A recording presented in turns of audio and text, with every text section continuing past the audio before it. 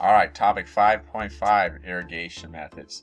So we're going to go through a bunch of different ways that we irrigate crops around the world, and especially here in California, have pretty much everything, all the different technologies represented here. Go through the benefits, drawbacks.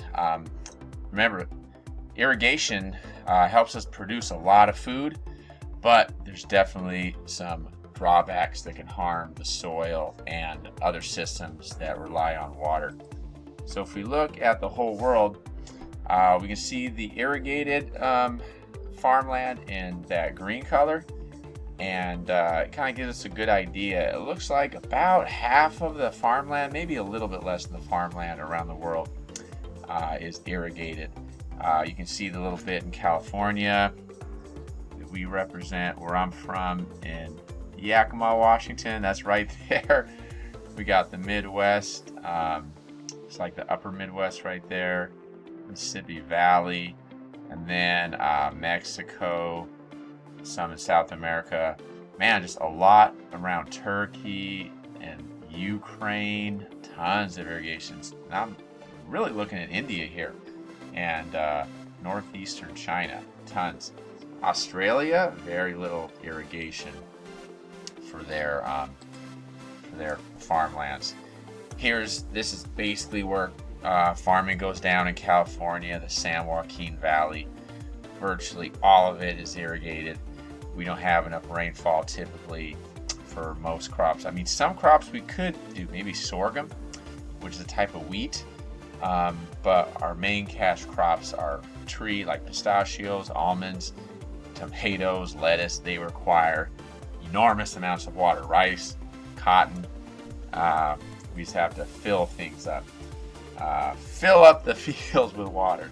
So by far, when we're talking about freshwater use, it's used for irrigation, about 70%. So if we want to save water at our house, at our school, that's great, but it only goes so far. We really have to save, we have to save water with our irrigating our crops to really make a big dent. So the major types that we'll get into: drip irrigation, flood irrigation, which is these are all fairly easy to remember, I think, because it's basically how it works. You drip the water on, you flood the field, you build furrows, and you irrigate it. I think I have drip in there twice. And then sprinkler, or spray sprinkler irrigation. And I happen to have pictures of these that we'll get into. So this first one is furrow irrigation, this is before we get into the types, this is an issue it can happen with all sorts of irrigation called waterlogging. That's when you just have too much, let me redo that, just too much water is going on the crop.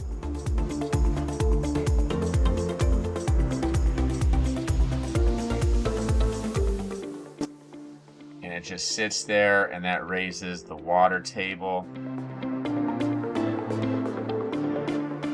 And it really hurts the plants in its ability to get oxygen through their roots, because they get oxygen through their leaves, but they need to get some through their roots. Like down under that water, oxygen is going to be limited.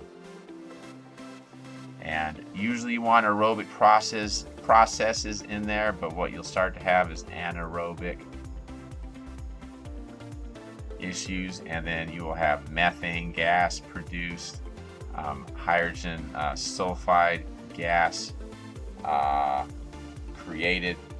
I think it's H2S. I'll go check that out. But right here, this looks like corn to me. This looks like a cornfield, which we don't grow a whole lot in California, but we do have some. You don't want to waterlog it, and you know this from plants at home. You really have to make sure you don't overwater plants, because it will hurt them. This is our first irrigation type, furrow irrigation. And this could be rice right here, but you have these kind of furrows, these grooves, big grooves. You have the plants growing on top here, and then you have the water in between. So the water soaks in, and then, wow, what a great diagram. The water soaks in, and then there we go. That's amazing. Water soaks into the ground and then helps those roots, or the roots of the plants, access it. And that's one way you can control the water in different ways. You might have an open channel. This one uses a pipe of different sizes to deliver it. So it's fairly inexpensive. You just have to provide some pipes, some way, some digging to get water to those furrows, and then just dig the furrows, which mostly you have a tractor that can do that with your plows. Ooh, I messed that up. So the efficiency, about 1/3 of the water is lost due to evaporation and runoff. Just goes somewhere else. So 2/3 gets to the plant, 1/3 goes away. All right, that's you probably want a little more than that getting to your plants. So next one, flood irrigation. This looks like an almond orchard. Either almond or pistachios. Okay, just flooding it. Don't worry about the furrows. Just pour water on it. And it's about 20%. So it's a little surprisingly less or more efficient. Only 20% is lost to evaporation and runoff. But as you might expect, that can lead to waterlogging of the soil if it does not drain fast enough. You have to have just the right amount of water on there, so it doesn't just back it all up.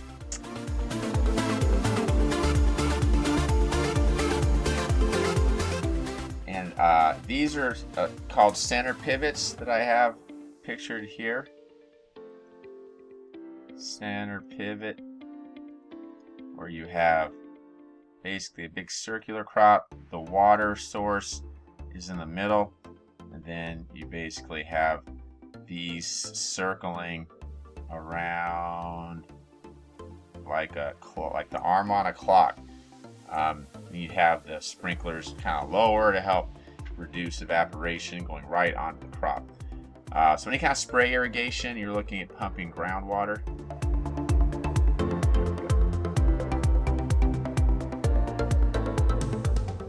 Into the spray nozzle across the field. This is probably the most efficient. 25% or less lost to evaporation. But as you can imagine, this is pretty expensive. You're looking at a lot of equipment. You got to set up the tracks. You have to buy these and then run and maintain them, and they require energy. So you're gonna have to burn. That means fossil fuels,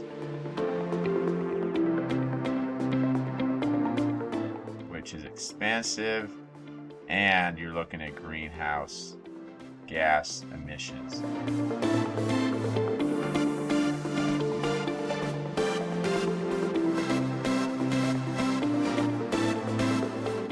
Primarily, adding more CO2 to the atmosphere. So, but very, very popular. You do see a lot of this. And then finally, the most efficient and most expensive is drip irrigation. You have a bunch of perforated hoses. Perforated means there's holes in them. Releasing small amounts of water like you see here. this hose coming through, another hose, and it's just going right to the plant. You can put the nozzle right at the roots down underneath, so you don't have the evaporation issue, you don't have the runoff issue, but oh, so expensive to set up. And as you can imagine, these things break all the time. You gotta fix them. Go right to the roots. Okay, only about 5% of water is lost. That's amazing if it's maintained, which costs money, but it's very expensive. So only in areas where water is really hard to come by. So extreme desert environments, like in California here. In people's yards, you do see like Home Depot and Lowe's, selling drip irrigation methods for people that want to be as efficient as possible. This is an issue. You can see a bunch of salt crust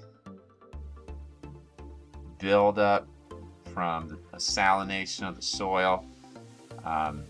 Basically, groundwater can have salt, surface water can have salt in it, and if you irrigate with that water, when it evaporates, it's going to leave behind that salt, and that can build up over time, and then you have this problem. The only way to fix it is to flood it and hopefully wash away all that salt, which wastes a tremendous amount of water. So it's an issue. I'm not sure I believe this is California. I'm not sure. Different areas of the country have a bigger issue with this. So when it evaporates, and it can make it toxic to plants. Plants can't grow in it anymore. So, that salt is toxic to plants, and you're not really going to be growing much in that field. That salt just everywhere. Aquifers are what we call big storage areas under the ground. They're basically underground rivers and lakes, really like a lake that's underwater, that's extremely dense in water. And we have this Ogallala aquifer in the Midwest. It's been studied a lot because there's a lot of, as you think of the Midwest, a lot of farming, and they rely on water, and they pump a lot of this Ogallala aquifer off. So it's been studied a lot. We also have this issue in the United States. We see mostly Nebraska, Kansas, and at the top of Texas. But let's look at this. 83% of that water is just 3 states: Nebraska, Texas, and Kansas. So they all need to cooperate because it's all connected underneath. But I want you to write these down. Corn is grown with this. Sorghum, which is a type of wheat. It's a little more hardy, a little less. I don't know much more about that.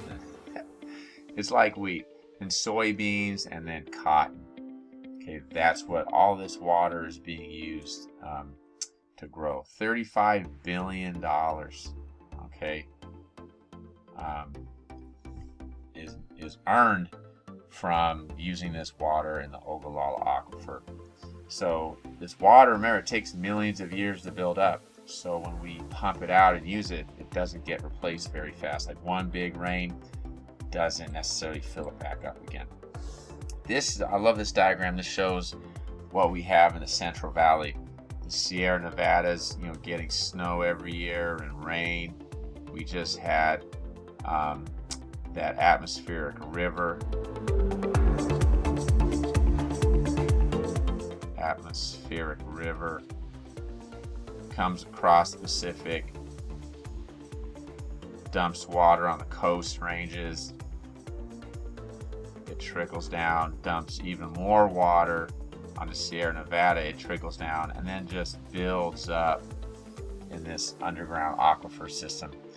And this is really what's driving all this money, all these crops in California. Like you see, there's a lot of these clay layers that helps keep that water in. And look, you gotta be careful. There is an old saline salt layer deep down from back when this used to be a lake, or the ocean basically. So if you pump too much, you might even pump up some of that saline water, which would be extremely detrimental. And here's a map showing how well they're doing maintaining the water in the aquifer. It's just hit or miss. You have these red areas, you have some, next to green areas. 2 years ago, we had a lot of rains, and a lake reappeared. It's called Tulare Lake. I'm gonna find a picture to show you in class. Tulare Lake, at the lower end, it used to be this big lake that would always be there, but when we started farming 100 years ago, it dried up, but it came back 2 years ago when we had a huge rainfall. It was pretty awesome. But if you pump out all that water, you're gonna lower the ground, will not have the support anymore. You're taking out volume, and you're gonna have subsidence, which is the land sinking.